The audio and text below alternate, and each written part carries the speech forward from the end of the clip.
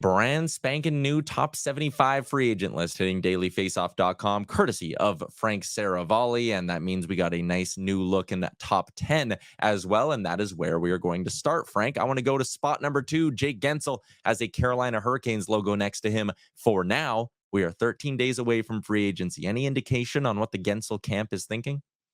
Yeah, it's obviously early and you can't really do too much thinking because you don't necessarily know who's going to be in the mix.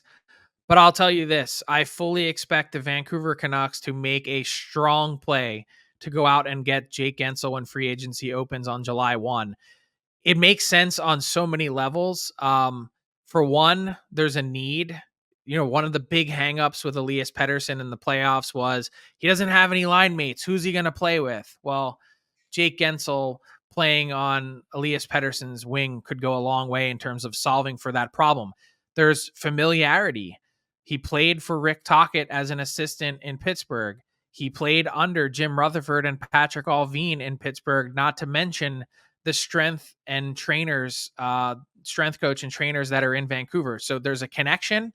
He has the same agent as Brock Besser, so he knows the market pretty well. And I think that this is, potentially a really strong fit.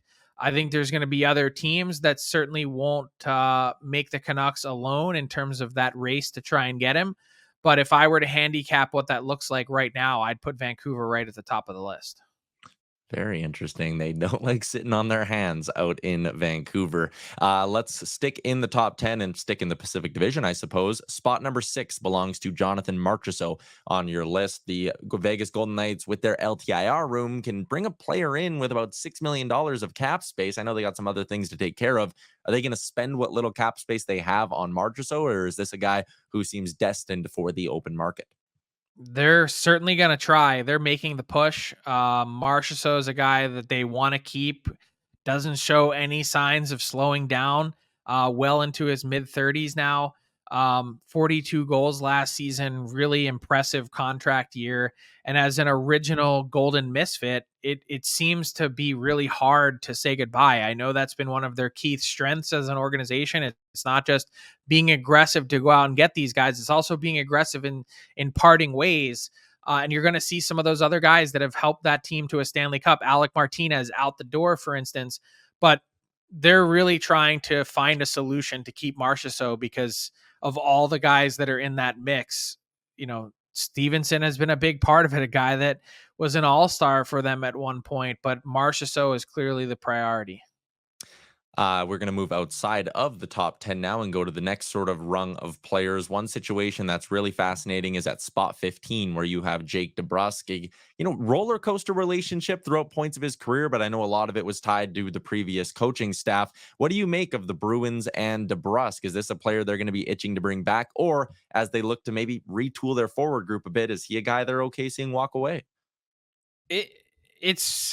It's a really tough spot for the Bruins because I think in a perfect world he probably moves on, but then that means they also need to go out and find a way to replace that production. This is a guy that's a pretty consistent 20 goal scorer.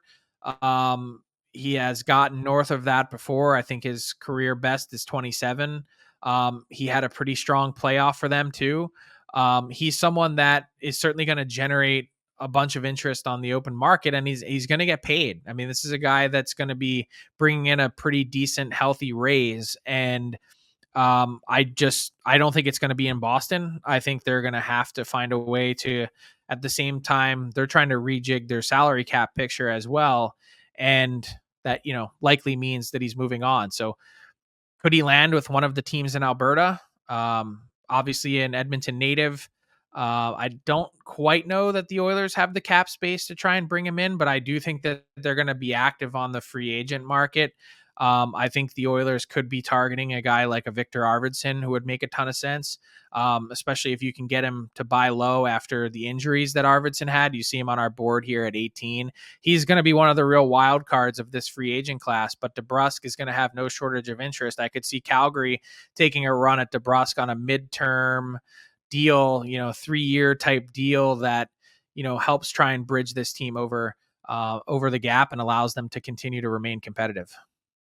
Finally, the last area I want to hit on quickly was some of the defensemen that are in your top 20 range. Frank, it's an interesting group. Not a lot of, I think, but not a lot of what you'd call like true top end pieces, but some interesting support guys. Is there one player who the market is going to turn into an interesting one for? Maybe one player who will have more interest from teams than maybe me and the people listening would think?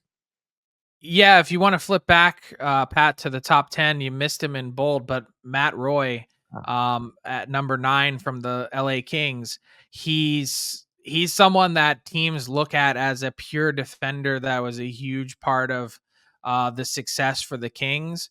Um, they're going to be a lot worse off without Matt Roy, I can tell you that. And they've had some tough decisions to make. They still have some tough decisions to make. I think it's in their best interest if this cup final ends soon to buy out PL Dubois. And we've talked about that previously, but Roy is a guy that's generated a lot of interest. You know, the guys toward the top of the list and Shea and Montour, of course, they're going to be in demand and they're going to get the term and dollars that they're looking for. Pesci, if we flip down to the next range down, we've talked about Zadorov and his interest. Pesci, he certainly lacked in offensive production this year, but is someone that will still find a way to get a nice deal. And Sean Walker, the big question is, he started off really strong for Colorado, was, I think, in tough in their playoff run and didn't look great. But he's someone that has certainly revitalized his career. And then Chris Tanev was, I think, really, really good for the Dallas Stars before he got hurt in that conference final.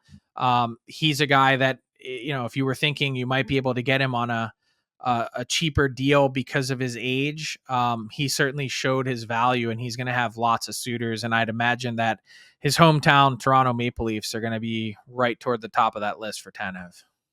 That would be a really interesting fit. A lot of really interesting scenarios throughout the entire top 75. Never mind just the top 20. Full article up at dailyfaceoff.com, and I threw the link in the description of today's episode as well, so you can go give that a read when the show is done. Appreciate the insight, Frank. That is a wrap on this week's edition of Icebreakers.